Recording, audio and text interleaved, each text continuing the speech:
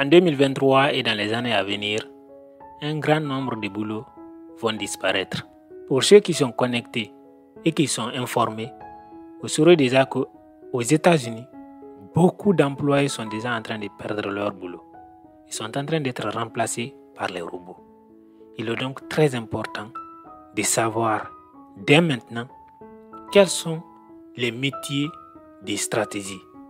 Quels sont les métiers sur lesquels on peut se positionner dès aujourd'hui pour éviter de se faire remplacer demain par les robots. En tête de liste des 6 métiers qui existent aujourd'hui et qui vont continuer à exister demain, je mettrai l'informatique, l'IT. Je ne sais pas ce que tu fais, mais je vais te dire un truc. Peu importe ce que tu fais, même si tu es mécanicien, apprends à utiliser l'informatique. L'informatique bureautique, l'informatique générale, peu importe, apprends l'informatique. Parce que l'informatique est incontournable aujourd'hui. Aujourd'hui, quelqu'un qui est par exemple dans le domaine du génie civil va utiliser des langages et surtout va être confronté à des exigences, des performances beaucoup plus élevées que quelqu'un d'autre qui est dans le développement. Donc aujourd'hui, l'informatique n'est pas seulement le métier des informaticiens, de ceux-là qui ont étudié l'ingénierie de l'informatique, ceux-là qui ont étudié la programmation. Non, l'informatique est incorporée à tous les métiers aujourd'hui. Aujourd'hui, si tu as une radio, une télévision et que tu n'as pas un site web, tu n'as pas une page Facebook, tu n'as pas une page YouTube pour alimenter du contenu digital, tu ne vas pas prospérer. Tu ne peux même pas réussir. Si tu veux vendre, il faut savoir utiliser la communication digitale. Donc, l'informatique est au centre du quotidien des humains aujourd'hui. Et cela ne va pas s'arrêter. Au contraire, demain encore, ça sera pire. Investis-toi dès aujourd'hui dans l'informatique. Peu importe les moyens que tu vas utiliser. Le deuxième métier qui a pris déjà de l'ampleur aujourd'hui et qui va exploser demain, c'est l'intelligence artificielle. Tu peux ne pas être un professionnel dans le domaine, mais je te conseille de te renseigner sur le sujet. Aujourd'hui, il y a des chaînes YouTube qui existent où tout ce que tu as à faire, c'est saisir des termes sur des plateformes et l'intelligence artificielle te génère la vidéo. De bout en bout. Moi-même, j'ai une chaîne YouTube qui fonctionne avec ce principe. Donc aujourd'hui, l'intelligence artificielle n'est pas une histoire de personne surdouée, de quelqu'un qui maîtrise beaucoup l'informatique. Non, c'est des outils, un ensemble d'outils qui facilitent, qui automatisent les choses que nous faisions déjà. Donc, apprends un minimum sur l'intelligence artificielle. C'est très important aujourd'hui et demain, ça sera incontournable. Parce que l'intelligence artificielle est en train de prendre les boulots des gens. Donc, le minimum que tu puisses faire, c'est savoir l'utiliser à ton avantage. Peut-être que demain, tu vas perdre ton boulot, mais si tu as suffisamment d'informations, si tu as suffisamment de connaissances dans le domaine, tu peux l'utiliser à ton avantage pour créer toi-même ton boulot, pour créer ton entreprise. Aujourd'hui, pour faire un site web, tu n'as même pas besoin d'employer quelqu'un. Même si tu ne connais rien en informatique, tu peux te connecter à ChatGPT qui va te générer ton site web de bout en bout. Donc ne néglige pas. Tu entends tout le temps parler d'intelligence artificielle. C'est le moment pour toi aussi de t'intéresser à ça. Le troisième métier que tu dois forcément connaître, c'est la monétique. Je ferai une vidéo spécialement sur ça. Parce que c'est tellement important que j'estime qu'il faut que les gens sachent c'est quoi la monétique. Je suis monéticien depuis que j'ai commencé à travailler. Quand j'étais à l'école, je ne savais même pas que ça existait. Et aujourd'hui encore, nous sommes en France. Mais il y a au moins 80 voire 90% des Français qui ne savent pas c'est quoi la monétique. Pourtant, la monétique est incontournable dans le fonctionnement des banques. Tu ne peux pas parler des banques sans parler des monétiques. Que ce soit le traitement des transactions, que ce soit les cartes bancaires, tous les aspects et tout le fonctionnement de la banque dépend de la monétique. Donc, je ne vais pas rentrer dans trop de détails aujourd'hui parce que je ferai une vidéo sur ça. Si tu n'es pas abonné à cette page, abonne-toi pour ne pas rater ce genre de vidéos à venir. Mais si je dois te donner une définition basique de la monétique ou si je dois te faire comprendre c'est quoi la monétique, je dirais que c'est l'ensemble des dispositifs à la fois matériels et informatiques mises en place pour le traitement des transactions. Donc, même si tu n'as pas envie de faire de ça ton métier, mais tu dois au moins savoir comment ça fonctionne. Ne serait-ce que pour éviter de te faire arnaquer banalement et bêtement. Parce qu'aujourd'hui, les arnaqueurs sont en train d'arriver à un certain niveau encore plus élevé. Quand tu connais un minimum sur la monétique, tu sais que tu ne peux pas te permettre de communiquer, par exemple, ton code confidentiel à n'importe qui.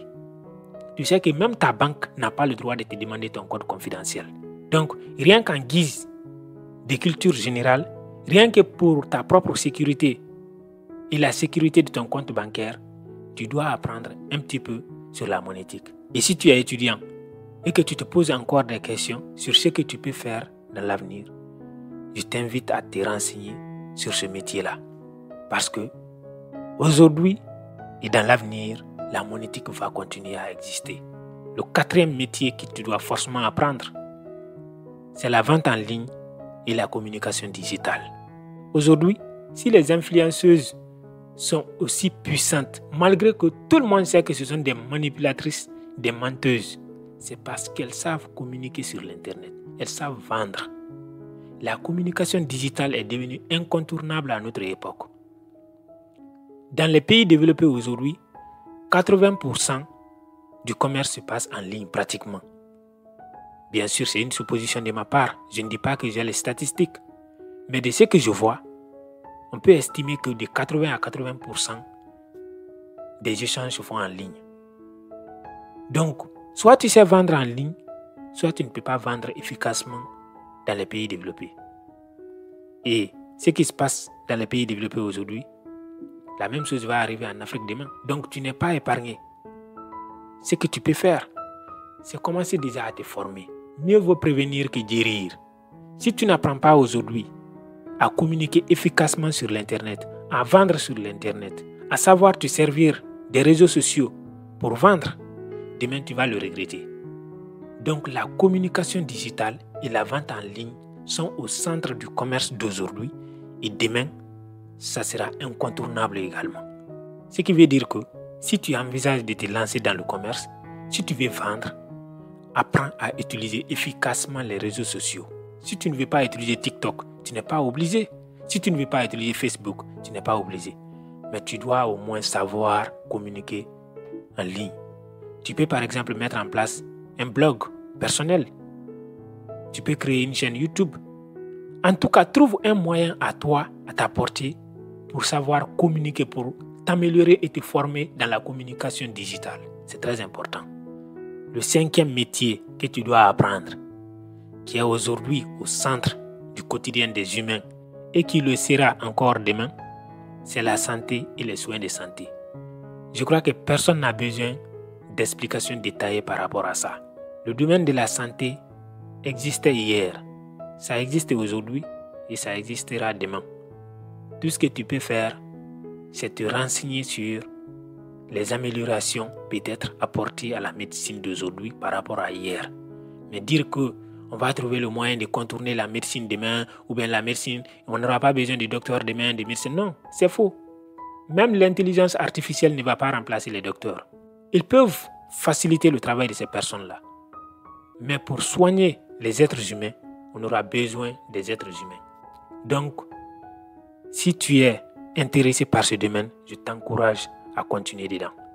Parce que ça, c'est un métier du présent, mais aussi de l'avenir. Le sixième et le dernier métier dont je vais te parler, c'est les énergies renouvelables et l'environnement. Non, je ne te demande pas d'adhérer au groupe de personnes qui bloquent souvent la circulation au nom de la protection de l'environnement et tout ce tralala qui va avec.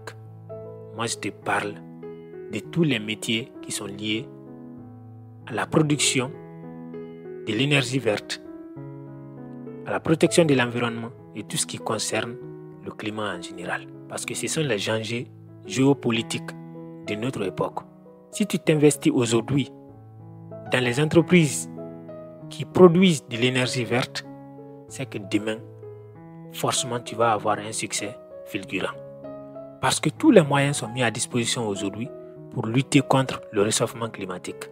Donc, si toi, tu trouves le moyen de t'investir dans ce domaine et de créer ton entreprise dans ce domaine-là, forcément, tu vas avoir du succès. La particularité de ce domaine, c'est que c'est très valorisé. Si tu crées une entreprise qui fait ses preuves dans ce domaine-là, tu peux avoir facilement du financement des États. Parce que c'est un problème mondial. C'est ce que je pouvais te dire par rapport à ce que moi je pense. Mais si toi aussi, tu as d'autres métiers et d'autres idées, je t'invite à les mentionner en commentaire. Rendons le monde meilleur. Rendons l'Afrique meilleure.